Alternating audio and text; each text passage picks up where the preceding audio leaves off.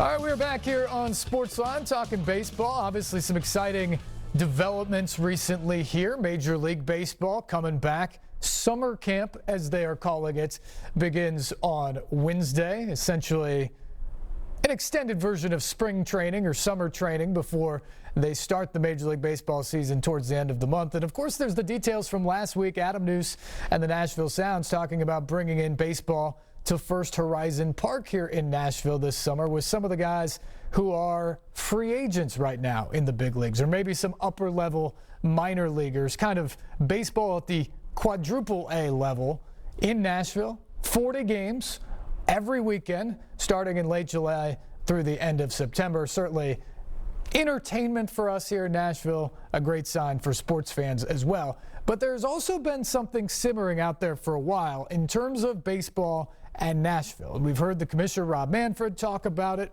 in short details, and that piqued people's interest. And obviously the group Music City Baseball has big-time designs of bringing baseball, Major League Baseball, to Nashville here in the near future. And we're joined tonight by one of the members of that group, Dave Stewart, former Major League All-Star and legend. Dave, great to see you tonight. Thanks for coming on the program.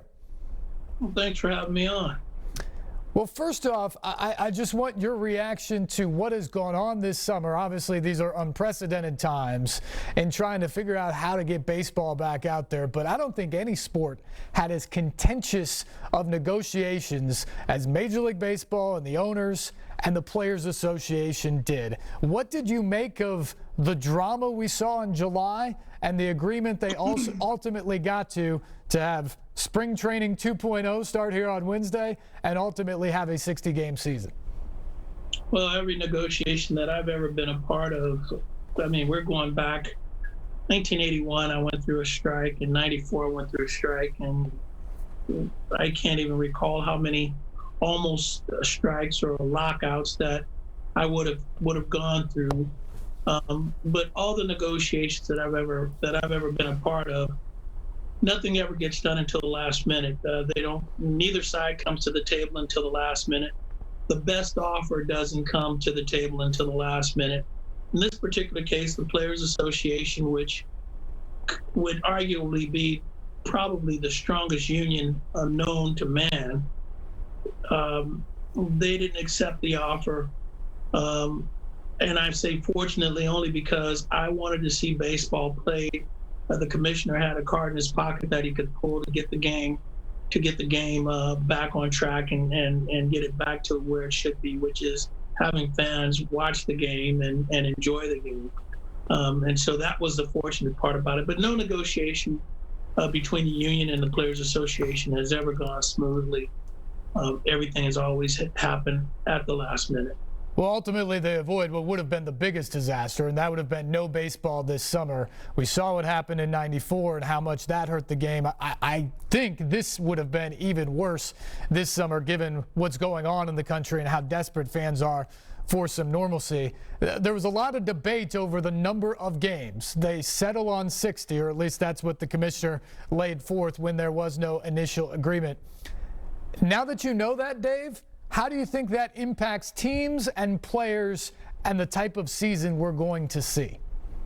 Well, the only real impact is if you're a team that normally gets off to a slow start in a 162-game schedule, then you're going to be watching baseball in October. You're going to be watching it instead of being involved in it. The game now is a sprint. It's not a marathon. And you're going to have to come out of the gates. Your pitchers are going to have to be on time. Your hitters are going to have to be on time, and you're going to have to win games early. You're not afforded, extended losing streaks, at least early in the season.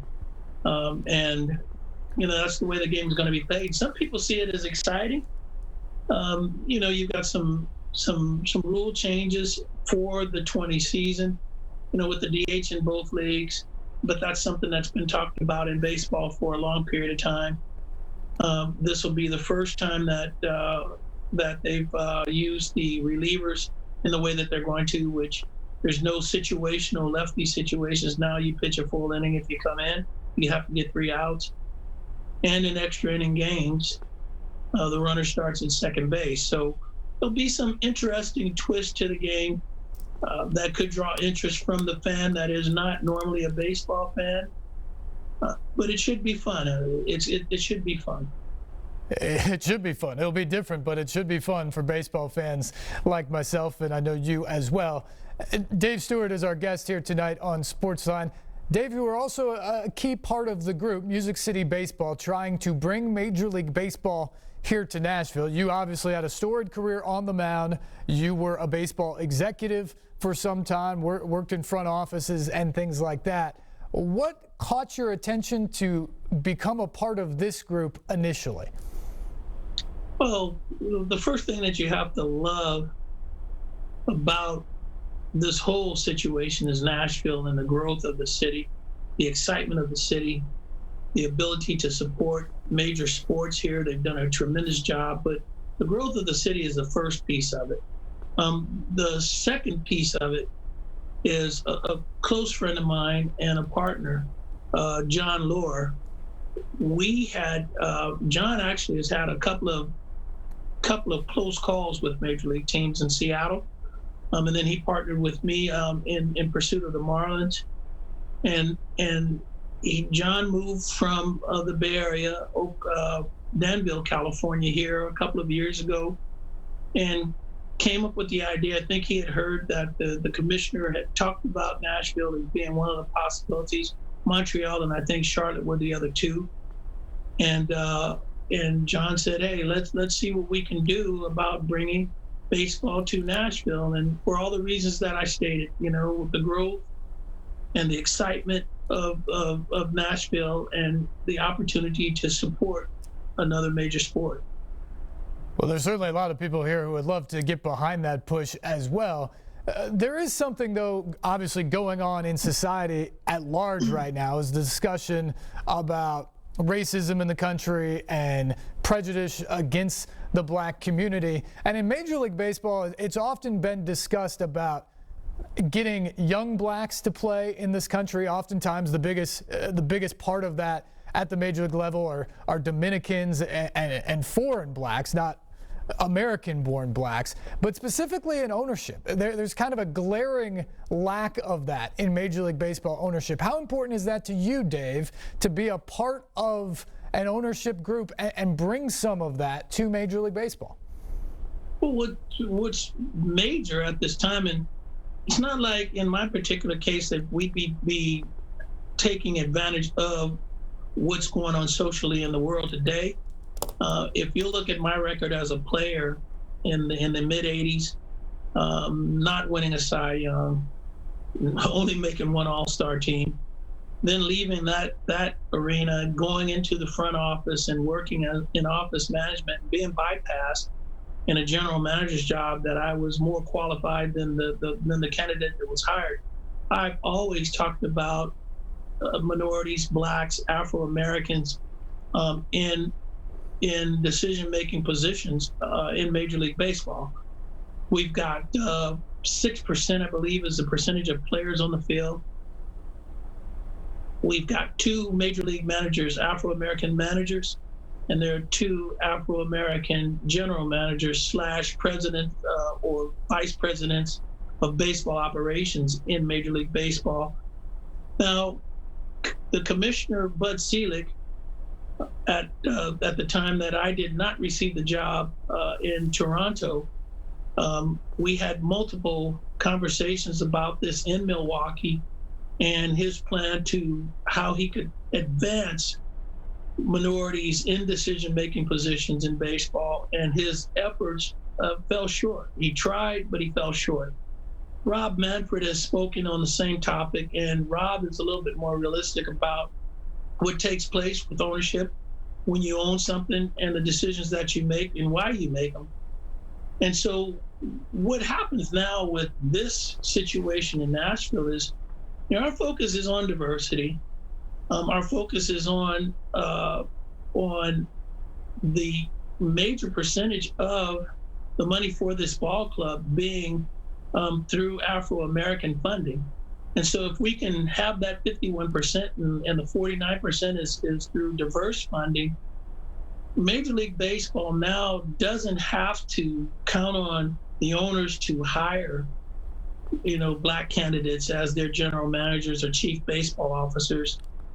All they have to do is something that is historic, which is, one, bring in a majority owned business, and they have the opportunity to do that with only a few votes from ownership. And so now you grant us the rights to Nashville.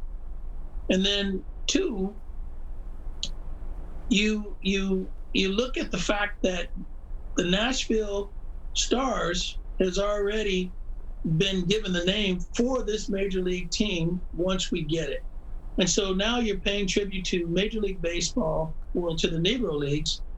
And we also have a partnership with the Negro League Baseball Museum in Kansas City and Bob Kendrick. And that allowed us to get the naming rights.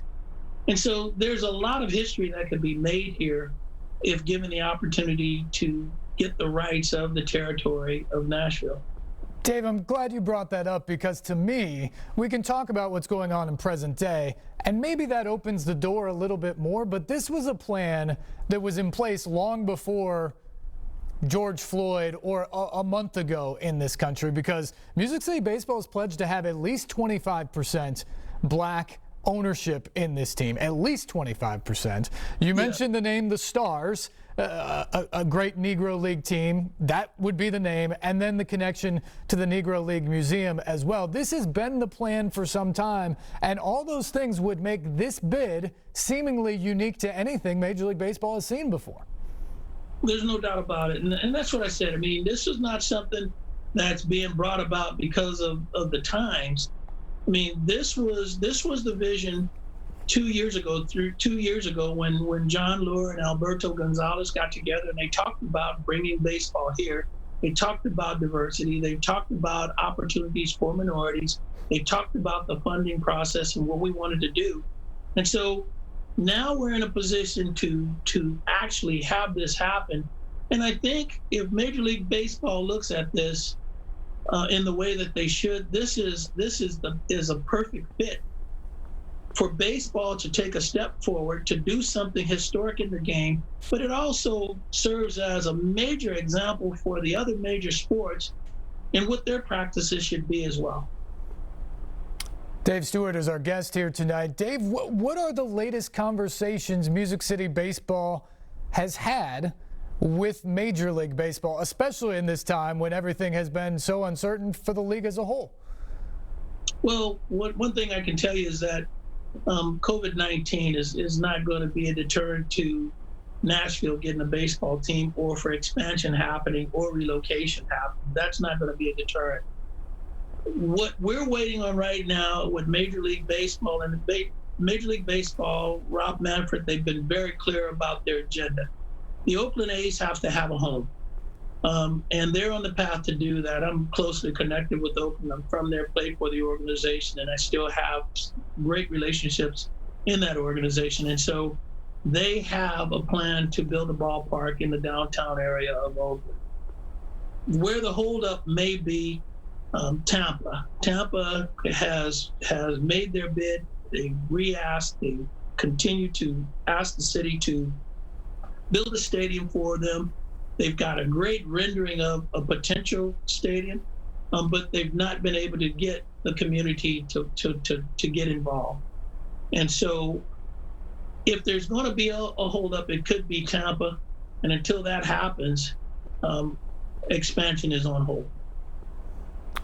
So we wait here in Nashville for that. Do you have any timetable? At first, I heard people say this could be a 10-year type of plan, and then I think we talked to Alberto Gonzalez maybe last fall at some point, and he thought it could be much quicker than that.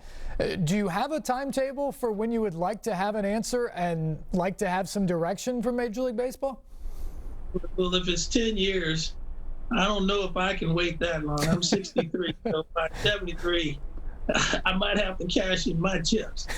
So our plan is we'd like to go to the winter meetings in 2021, have a meaningful conversation with Rob Manfred and Major League Baseball, and get the rights at that time. If we can get the rights to Nashville, having the baseball team in 2021, that's the first major step.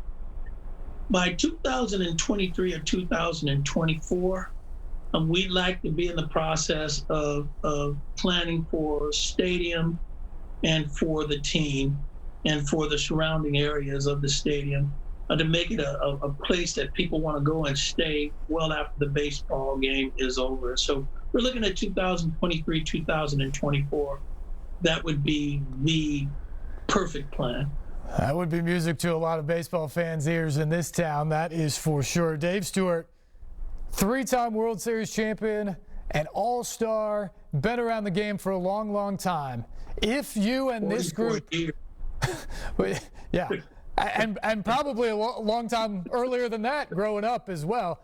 But if you and this group can pull this off and make the Nashville Stars a reality, where would that rank amongst some of those accomplishments I just listed off of yours? That would be, for me, I can die and go to heaven if and I say if, and that is actually when that happens, because I strongly believe that we're involved in a great opportunity, and I think that baseball will see it as a great opportunity to do something. You know, having this pandemic, baseball has always been the lifeline to everything that's good.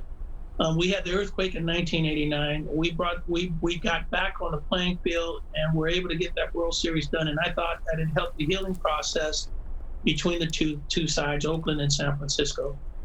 1994, we had a strike. Mark McGwire, Sammy Sosa come back, and they have the battle of home runs in the following season. It revived the game of baseball. The virus right now is what we're looking at, and we're not looking at it as a bright point. As a matter of fact, it's hurt the game from the standpoint that it delayed the game, which created a situation between the players and the union. The season is now down to 60 season, and so we can look at awarding the Nashville Stars a baseball team as another piece that helps create energy, and it creates excitement for the game of baseball. Baseball is going to bring some healing to the country this summer, and certainly the rejuvenation of Nashville after this crazy 2020 would be boosted in a big way by a Major League Baseball franchise coming to town in the near future. Dave Stewart, this has been a pleasure. First time I've had the fortune to speak with you on this. I hope we have many more discussions over good news in the coming months and years ahead. Thanks, Dave.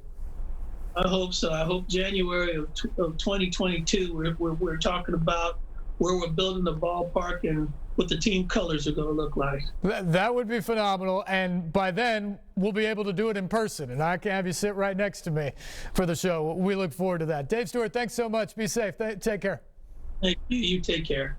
All right, Dave Stewart, Smoke as they called him back in the day, three-time World Series champion, two-time ALCS MVP, All-Star, worked as an executive in Major League Baseball, and as he detailed there, this is a lifelong passion, and he has dealt with a lot of ups on the field. He's dealt with some downs and in dealing with race in the game and his progression and working up as an executive, and now he's a part of what I think is just a fascinating bid by this Music City baseball group, where they have put it together, and this has always been their plan. Again, this isn't something that has just started in light of recent events. This is about a plan to bring Major League Baseball to a city that has been growing exponentially, that has corporate dollars, that has passionate fans for sports, that has a vibrant entertainment scene. It was about doing that, but it was about doing it in a diverse way, full of history that reflects the game in Nashville and around the country, and the ties to the Nashville Stars, the ties to the Negro League Hall of Fame and Museum. Those, I think, make this bid very, very special. Dave Stewart is a huge part of that, so we appreciate him joining us on the program tonight. Phone lines are open, by the way, 737-7767 if you'd like to get in on the program. When we come back, we'll hear a little bit more about the Nashville baseball plan for this summer from Adam Noose, general manager of the Nashville Sounds, and what they're hoping to do over at First Horizon Park. That's next. This is Sportsline on News Channel 5+.